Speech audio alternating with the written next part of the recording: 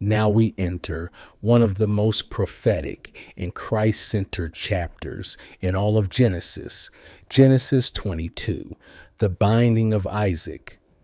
This is not only the story of Abraham's obedience, but a divine preview of the cross of Christ. It is holy ground, God's test of Abraham, Genesis 22, 1-2. Some time later, God tested Abraham. He said to him, "Abraham, here I am," he replied. Then God said, "Take your son, your only son, whom you love, Isaac, and go to the region of Moriah. Sacrifice him there as a burnt offering on a mountain I will show you."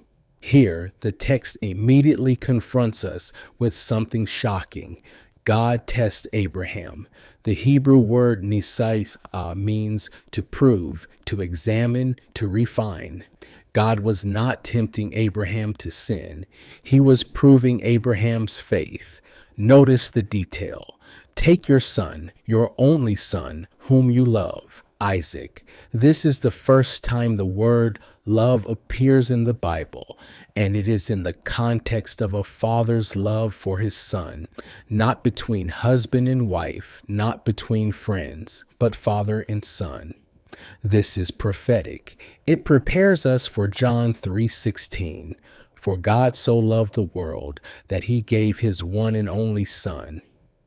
Isaac is called the only son, though Abraham had Ishmael. Why? Why? Because Isaac is the son of promise, the covenant son. Only Isaac carries the line to Christ. In the same way, Christ is called the only begotten Son, John 1:14, the unique one of the Father. And where is Abraham told to go? To Moriah. Mount Moriah is later the very place where Solomon built the temple. 2 Chronicles 3:1. It is the same region where, centuries later, Christ would be crucified at Calvary. The shadow is already cast here. God asks Abraham to do what seems unthinkable. Offer his son as a burnt offering. This is the ultimate test, not of money, not of possessions, but of love and trust. Whom does Abraham love more, Isaac or God? Abraham's obedience in faith, Genesis 22, 3-5. Early the next morning, Abraham got up and loaded his donkey. He took with him 2 of his servants and his son Isaac. When he had cut enough wood for the burnt offering, he set out for the place God had told him about. On the 3rd day, Abraham looked up and saw the place in the distance. He said to his servants, "Stay here with the donkey while I and the boy go over there. We will worship, and then we will come back to you." Notice Abraham's response. No argument, no delay, no bargaining. He rises early in the morning. Obedience delayed is obedience denied. Abraham's heart is heavy, but he trusts. He cuts the wood himself. Every chop must have felt like death. For 3 days they travel, and during those 3 days, Isaac was as good as dead in Abraham's heart. This mirrors Christ. From the cross to the resurrection, 3 days. Hebrews 11:17-19 tells us Abraham reasoned that God could raise the dead, and in a sense, he received Isaac back. Now hear the words of faith. We will worship, and then we will come back to you. Abraham does not say, "I will come back." He says, This is faith speaking. He believes that even if Isaac dies, God will raise him up. Worship here is not singing a song, but surrendering everything. True worship is costly. Romans 12:1 calls us to present our bodies as a living sacrifice. Worship is not cheap words, but the offering of our lives, the burden of the Son. Genesis 22:6-8. Abraham took the wood for the burnt offering and placed it on his son Isaac, and he himself carried the fork and the knife. As the two of them went on together, Isaac spoke up and said to his father, Abraham, "Father?" "Yes, my son," Abraham replied. "The fire and wood are here," Isaac said, "but where is the lamb for the burnt offering?" Abraham answered, "God himself will provide the lamb for the burnt offering, my son." And the two of them went on together.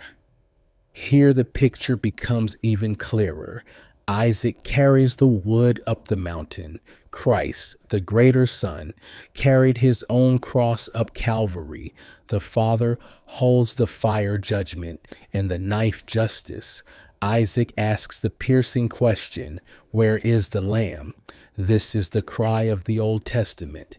Every lamb offered in sacrifice pointed forward, but the true lamb had not yet come. John the Baptist finally answers in John 1:29, "Behold the Lamb of God who takes away the sin of the world." Abraham's reply is prophetic. God himself will provide the lamb. He doesn't say, "I will provide." He says, God himself. This is the gospel in advance. On Calvary, God provided his own son as the lamb. What God required, God himself supplied.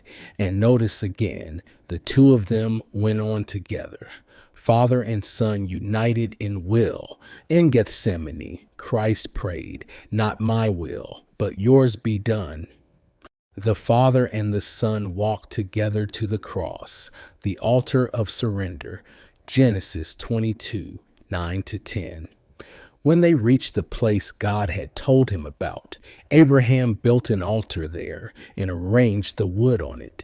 He bound his son Isaac and laid him on the altar on top of the wood. Then he reached out his hand and took the knife to slay his son.